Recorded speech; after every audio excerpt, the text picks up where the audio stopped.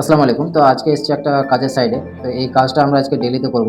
তো কয়েকদিন যাবৎ আমাদের পরিস্থিতি এতটাই খারাপ গেছে যে মার্কেটে সেরকম কোনো কাজ না থাকায় খুচরো যে কাজগুলো হয় সেই কাজগুলো আমরা টুকটাকভাবে করছিলাম। যেহেতু এখন ঠান্ডার মৌসুম তো আমাদের হাতে কাজ ছিল না। যাই হোক আলহামদুলিল্লাহ আমাদের এখন কয়েকদিন থেকেই আমাদের কাজ স্টার্ট হয়ে গেছে। আমরা মোটামুটিভাবে কাজ পাচ্ছি। আপনারা আগের ভিডিওতে হয়তোবা দেখেছেন। আর আমি মূলত নিজের কাজ বাদে যাদের কাজ আমি পাই তাদের কাজগুলো আমরা করি। তো যেকোনো মিস্ত্রি দিয়ে আমাদের কাজগুলো হয়। তো যাই হোক আলহামদুলিল্লাহ এই কয়েকদিন থেকে আমাদের কাজ স্টার্ট হয়ে গেছে।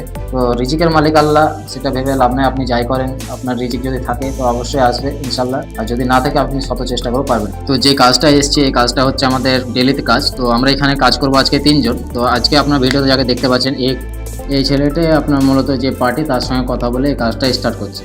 তো এই কাজে আসার পর আমি প্রথমে তো রাজাকে দিয়ে আমি দেখিয়ে নিলাম যে কোন জায়গায় পয়েন্ট হবে, কিসের পয়েন্ট হবে। তো আমার তো পুরোটা দেখার পর যেহেতু এখানে লেবার আরেকজন আসার কথা ছিল, সে এখনো আসেনি। তো আমি ভাবলাম যে যেহেতু ও আসতে লেট আছে তো আমি এখন মেশিনটা চালিয়ে রাখি, তাহলে ও আসলে ওর কাজটা স্টার্ট করতে পারবে। তো আমি রেডি হয়ে যাওয়ার পর আমি এখান থেকে আপনার ডাইনিংয়ে যে 12 মডেলের বোর্ডটা, সেই বোর্ডটা মেন বোর্ডটা আমি কাটছিলাম। যেহেতু বেশিরভাগ জায়গায় মেশিন আমি চালাই তো ভাবলাম যে ওরা আস্তে আস্তে আমি কয়েকটা বোর্ডগুলো কেটে দিই, তাহলে ওরা আসলে কাজটা করতে পারবে। তো এখন আমি আপনার মেন যে ডাইনিংয়ের মেন বোর্ডটা, সেই মেন বোর্ডটা আমরা কাটছিলাম। আমাদের প্ল্যান ছিল যে আজকে যে বোর্ডগুলো, সেই বোর্ডগুলো আমরা কেটে কমপ্লিট করে দেবো এবং জয়েন্ট বক্স যেগুলো ছিল সেগুলোকে কেটে কমপ্লিট করে আমরা এটাকে জাম্প করবো। তো দেখলাম যে এখনও লেবার পৌঁছায়নি। তো আমি দেখলাম যে ওরা আস্তে আস্তে আমার কম বেশি অর্ধেকটা কাটা হয়ে যাবে। এবার আমিও কাজটা একসঙ্গে করতে পারবো, ওরাও ছাড়াতে পারবে এবং আমিও ছাড়িয়ে নিতে পারবো। তো সবাই মিলে কাজটা করলে খুব তাড়াতাড়ি আমাদের কাজটা আগাবে। তো এখন মূলত আমি ডাইনিং থেকে স্টার্ট করলাম। তো ডাইনিংটা করার পর আমাকে এখান থেকে আরও কিছু কিছু জায়গা কাটতে হবে, অনেক ঘর আছে, বাকি সিঁড়ি আছে। তো আমি যাই হোক আলহামদুলিল্লাহ এখানে মেশিনটা চালালাম। তো মেশিন চালানোর সময় এখানে একটা জিনিস লক্ষ্য করছিলাম যে যেহেতু এখন আপনার দুটো পাইপ দেওয়া উচিত 12 মডেলের, কারণ একটা নিউট্রাল ফেজ আলাদা আসবে আর একটা পয়েন্টে যে তারগুলো সেগুলো আলাদা আসবে। তো ওখানে আমরা মেশিন চালানোর পর এটা আসলে আমাদের সিঁড়িতে। তো সিঁড়ির এই মেন লাইন যেটা আছে সেই লাইনটাকে আমরা আপনার ডাইরেক্ট একদম নিচে সিঁড়ির তলে নিয়ে যাবো। তো এটা নিয়ে যাওয়ার সময় আমি একটা ভাবলাম যে যেহেতু এখানে সিঁড়ি আছে তো সিঁড়ির একটা বোর্ড হয়তো বা হবে। তো আমার এটা জানা ছিল না, তো আমি ভুল করে এখানে কেটে দিয়েছি। কেটে দেওয়ার পর মালিক এসে বলে যে না, এখানে আমি বোর্ড নিবো না, আমি ডাইরেক্ট ওটা সিঁড়িতে দেবো। তো যাই হোক আলহামদুলিল্লাহ আমি ওখানটা কাটার পর আমি এবার এসেছিলাম নিচে সিঁড়ির সাইডে কাজ করতে। তো সিঁড়ির সাইডে কাজ করতে এসে আরেকটা প্রবলেম যে এখানে আমরা একটা পার্টি বলেনি যে পাইপের লাইন যেটা হয় সে পাইপের লাইনটা এখানে দেওয়া আছে। তো আমি না দেখে এখানে মেশিনটা চালিয়ে দিয়েছি। মেশিনটা চালানোর পর দেখছি যে পাইপ যেটা ছিল সেই পাইপটি কেটে গেছে। এখন কিছু করার নেই, যেহেতু পাইপটা কেটে গেছে তো আমরা এখানে কাজটা বন্ধ রাখতে হবে। তো আমি মোটামুটিভাবে সব কিছু কাজ কমপ্লিট করে দিলাম।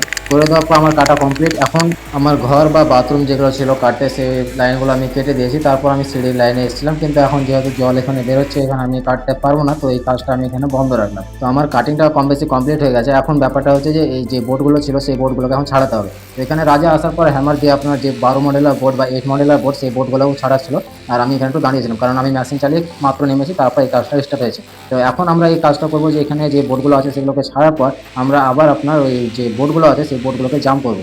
একটা সিমেন্ট বালি দিয়ে আমরা ওটাকে ভালো করে জাম্প করে দেবো, যাতে এবার নড়ে চড়ে না যায় এবং লেভেলে একটা থাকে আর আমাদের পাইপটা মারতে সুবিধা হবে।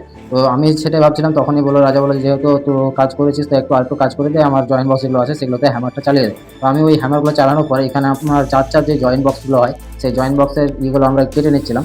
তো ওটা কাটার পর আমরা চার জয়েন্ট বক্স দিয়ে আপনার বোর্ডগুলোকে আমরা একটা প্ল্যান করলাম যে যেহেতু বোর্ডের ভিতর মশলা অনেক সময় ঢুকে যায়, তো আমরা ভাবলাম যে আজকে টেপ মেরে দেবো। টেপ মারার পর আমরা ওই বোর্ডগুলোকে কাটবো। তো আমার এখানে কয়েকটা জয়েন্ট বক্স কাটা হয়ে গেছে। তারপর এখানে দুজন মিলে ওরা রাজা এবং আরেকজন আমাদের যে লেবার আছে ও বোর্ডগুলো জাম্প করছিল যাতে বোর্ডগুলো লোড চলে না যায় এবং বোর্ডগুলো পারফেক্টভাবে বসে। তো ওখানে জাম্প করার সঙ্গে সঙ্গে আমরা দেখলাম যে যেহেতু আমাদের এখানে বোর্ডগুলো আরও লাগাতে হবে, তো আমরা বোর্ডগুলোতে প্লাস্টিকটা মেরে নিই, মানে টেপটা মেরে নেওয়ার পর আমরা এখানে বোর্ডগুলোকে ভালো করে জাম্প করবো। আলহামদুলিল্লাহ আজকে আমরা মোটামুটিভাবে কিছুটা বোর্ড আমরা জাম্প করে দিলাম। তারপর আমরা আরেকদিন এসে আরও কিছু কিছু কাজ আছে সেই কাজগুলো করবো, যেরকম পাইপ মারতে বাকি থাকলো আর আমাদের থাকলো কি আপনার যে লাইনগুলো কিছু কিছু বাকি আছে সেই লাইনগুলো কাটতে বাকি আছে। তো আজকের মতো আমরা এখানে কাজটা শেষ করলাম। এবার পরবর্তীতে এসে আমরা এখানে পাইপটা মারবো।